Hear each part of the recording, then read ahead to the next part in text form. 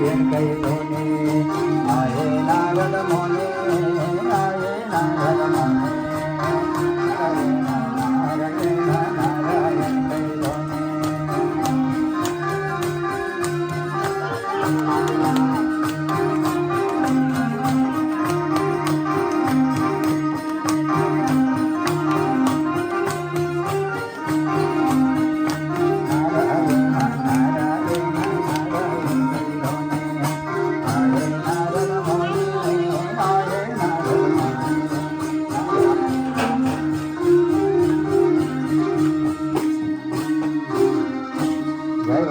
ऋषिको भक्तवत्सल भगवानको त्यो देवान्तग्र नरा बाल बच्चालाई संस्कार दिइयो भने सबैभन्दा ठुलो सम्पदै जान्छन्। तर संस्कार भन्ने कुरा रहिराख्दछ। संस्कार भन्ने चिज विचित्र हो के यो माटो जो हुन्छ नि त्यो माटोलाई तयार गरेर त्यसले कलश बनायो भने ती कलश यस्ता मन्दिरमा आउँछन्। कदली सिप भुजङ्ग स्वाति गुणमा पर्यो भने त्यो बिख भएर आउँछ। हामीले सन्तानलाई पढायौँ हुर्कायौँ तर संस्कार दिन जानिएन भने त्यो संस्कार नभयो भने अहिले वृद्धाश्रम खोज्दै गएका छन्। घरमा बुवा आमाले दुःख पाउँदै गएका छन्। कारण यही हो संस्कारको अभाव हो। संस्कार दिइयो भने विदेशमा गए पनि छोराले बुवा आमालाई भुल्दैन। आफूबाट टाढा भए पनि त्यो संस्कारले बाँधिराख्छ। जस्तो प्रकारले एउटा हात्ती सर्वसमर्थवान भए पनि त्यसले मालिकलाई कुलेर बस्दछ।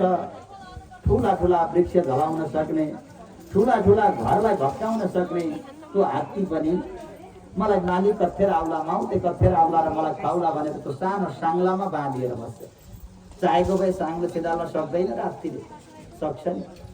तर त्यसलाई जन्मबाट त्यो मालिकले उसलाई संस्कार दिएको छ। दिनदिनै त्यो भूमिमा त्यो ठाउँमा लगेर जाँदछ, बाँध्दछ, साङ्ग्राले बाँध्छ, अर्को दिन बाँध्दछ।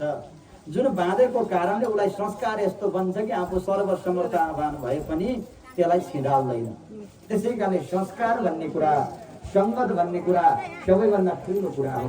किन त सङ्गत गरेको सत्सङ्गत कहिल्यै पनि खेर जाँदैन। सत्सङ्ग थोरै पनि सङ्गत गर्यो भने त्यसले ठुलो भयबाट रक्षा गर्छ। भक्तवत्सल भगवानको एउटा गाउँ रहेछ। एउटा गाउँमा एउटा बा रहेछन्, कहिल्यै पनि पूजै नगर्ने। पूजा धूप बत्ती भन्ने कुरा कहिल्यै नगर्ने। कहिले काहीँ धूप गर्न पर्यो भने कहिले गर्ने त भन्दा वर्ष दिनमा त्यो कुलाइन पुज्ने भनेर कुल पूजातिर नभएर कुलाइनका लाइन छोडेका कुलाइनतिर कहिले काहीँ धूप पठाउँथे, त्यही पनि आफू नगइदिनु। ए जातो भन्ने त्यतिसम्मका थिएका। तिनी त्यति नास्तिक आजकल त्यस्ता नहोला। अब यहाँ त हुने कुरै भएन है। त्यतिसम्म थिए। काहीँ कथा हो भने किन जानुपर्छ त कथा भन जा भन्ने छोरालाई। अनि त्यहाँले यतिसम्म कि एक दिन भने हेर काहीँ काहीँ जाँदा जाँदै बाटोमा हिँड्दा चोरी चोरी काम गर्थे। अनि काहीँ अब यही धर्मलाई अङ्गीकार गर्दै जाँदा कहिले काहीँ रहेछन् त्यही पोखरामा टेक्यो, लड्यो। हजुर भुइँमा चिप्लियो। लड्दा बित्तिकै कानमा एउटा कुरा पस्यो के त भन्दा मनुष्यको छाया हुन्छ देउताको छाया हुन्न भन्ने कुरा कानमा घुस्यो। त्यहाँबाट अघितिर बस्यो। लौ बुवाले केही पनि नसुन्नु भन्नु त सुनिहाल्यो। के सुन्नु? देउताका छाया हुन्न मनुष्यको छाया हुन्छ भन्ने कुरा सुन्यो। अघिल्तिर बढ्यो। अब यस्तै चोर्दै चोर्दै जाँदा जाँदै यो कसले यस्तो काम गर्छ त भनेर यसो खोज्दै खोज्दै जाँदा त्यही डाँको एउटालाई चाहिँ फेला पार्नको लागि पुलिस सैनिकहरू लाग्यो। उसले मनमा विचार गरे अब रूप परिवर्तन गर्नुपर्छ भनेर जोगीको रूप धारण गर्यो। नचिनिने भएर दारी जारी पालेर जोगीको रूप धारणमा मान्छेलाई नै देवी बनायो। र भने कि जो व्यक्ति आज यहाँ आउँछन् यसो हेर्छ त देवी भने छाया देखिया छ। ल हेर्नुहोस् है, उसले विचार गर्यो मैले सुनेको थिएँ मनुष्यको छाया हुन्छ देउताको छाया होइन। यी देवी प्रत्यक्ष पनि छाया किन छ त नि? उसले विचार गरे ओहो यो कुरा मिथ्या हुन सक्दैन। यो पक्कै पनि मलाई पक्रिने सेलो भनौँ त्यहाँबाट भागेर जाँदछ। र त्यो चोर पनि एउटा सङ्गतको प्रभावले ऊ बाँच्यो। निर्मोहत्वे निश्चल तत्त्वे जीवनमुक्ति। त्यसै कारणले सज्जनको सङ्गत भगवतजनको सङ्गत गर्यो भने जीवनलाई कल्याण गर्न सकिन्छ। त्यसै कारणले सङ्गतभन्दा ठुलो कुरा केही छैन। हियते हिमति स्तातः हिनै सह समागमाद गर्ने भएको हुनाले सँग त राम्राको गर्नु पर्दछ। आज ती सत्कारलाई देखेर सुन्दर प्रकारले खुसी हुँदै सङ्गत गरना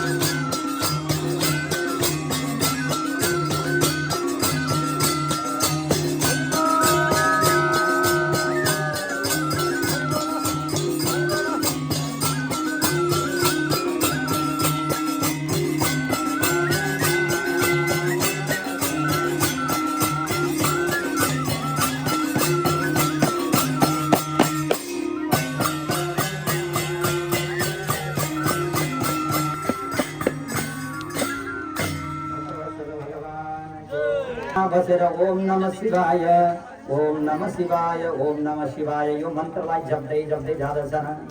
धेरै वर्षसम्म त्यो तपस्या गर्दै गर्दै जाँदा भगवान शिव प्रसन्न भएर वृषारूढ भएर भगवान नीलकण्ठ आविर्भाव भएर आउनुभयो। उमा महेश्वर भगवानको भगवान खुसी भएर भन्नुभयो, हे बाबु म तिमीबाट प्रसन्न भएको छु, तिमीले के वरदान माग्न चाहन्छ वरदान माग भन्दा तिमीले भन्छन्, हे भगवान शिव हामीलाई अमर बनाइदिनुहोस्, हामी कहिल्यै पनि कोहीबाट पनि नमरौँ भन्दा भगवानले भन्नुभयो संसारमा अमर भन्ने कुरा कोही पनि रहँदैन, जन्मेपछि मर्न पर्छ। जातस्य हि ध्रुवो मृत्यु ध्रुवम जन्म मृतस्य त, जन्मेपछि मर्ने यो निश्चित हो भएको छ। जसको अर्थ हुन्छ देवताले देवाः अन्तको यस्य, देवता नै जसका अन्त्य गर्नेवाला छन्, त्यसै कारणले हामीले तिमीलाई मार्ने भएर तिम्रो नाम देवान्तको भनेर अर्थ गरेको।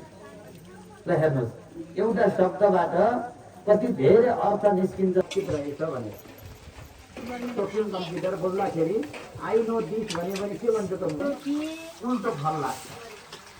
त्यसो जान्नु सम्भव कस्तो छ भाषाहरू पर्छ। उनीहरूले वेद पढ्दैछन्, अहिले उहाँका हिप्पीहरू ह्याप्पी भएर टिटी पालेर अहिले त टिको लगाएर हरे राम हरे कृष्ण भनेर हिँड्दैछन्। हामी अहिले उत्तरतिर जाँदैछौँ है। त्यसै कारणले छोरालाई साइन्स पढाउँछौँ, छोरीलाई साइन्स पढाउँछौँ र साइन्टिस्टले पढेको गीता हामीले पढाउँदैनौँ, हामी यहाँ चुकेका छौँ। अब अहिले हामीलाई गीता बाँड्न ती टुरिस्टहरू आउँछन्, यहाँ आउँछन् कि आउँदैनन्? हामीलाई गीता तिमीले बाँडिदिने, हामीले त उनलाई गीता पढाउने हो कि होइन? हामीलाई तिमीले ती गोरेले आएर हामीलाई के भन्छन्, यो पढ्नुहोस् लिनुहोस् भनेर उनले हामीलाई बताउँछ। हामीले के भन्छौँ, हामीले गीता पढेकै छैन।